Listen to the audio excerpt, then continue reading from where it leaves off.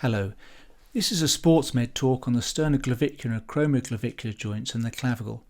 I've broken it down into an introduction talk and then to 3 separate talks on each of the areas. When looking at the clavicle and its surrounding joints, it's important to understand the function.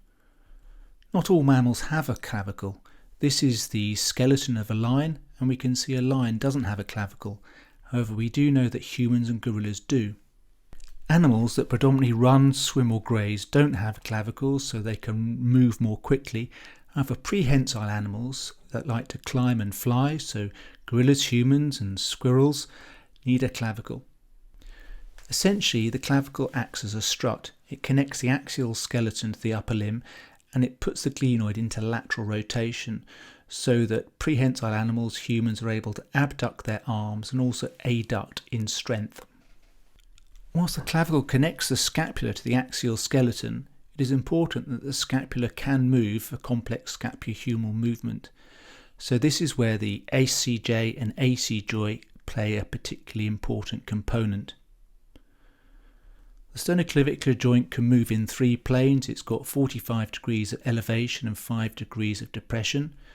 It has 35 degrees of protraction and retraction. There are 40 degrees of internal and external rotation. Interestingly, the AC joint doesn't really have too much movement. Its main function is connecting the clavicle to the scapula, but it does allow for 5 degrees of internal and external rotation.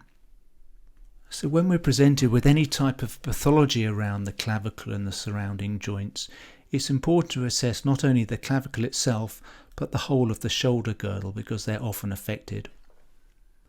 For example, an isolated problem at the sternoclavicular joint over time can have an effect on glenohumeral function, a little bit like a stone dropping into a pond and causing ripples. So over time, what can happen, you can have issues with scapulothoracic function, so you can get a scapular dyskinesia, and over time problems with shoulder function, so glenohumeral function. And actually, if this lasts a long time, often these pathologies can be greater than the original sternoclavicular joint pathology. So the ripple effect is greater than the sternoclavicular joint. So when we're looking at any shoulder problem, it's important to assess not just the sternoclavicular joint, the clavicle and the AC joint, but also to see what's happening with the glenohumeral joint.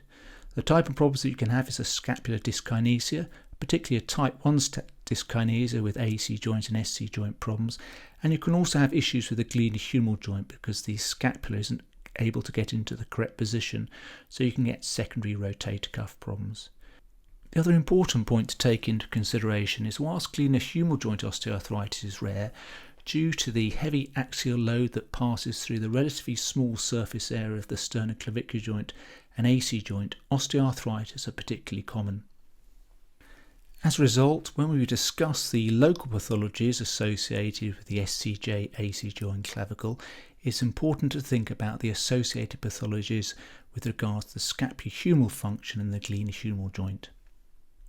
If you'd like to see more videos and talks about this or any other aspects of shoulder surgery, visit my YouTube channel Cambridge Shoulder or my website cambridgeshoulder.co.uk.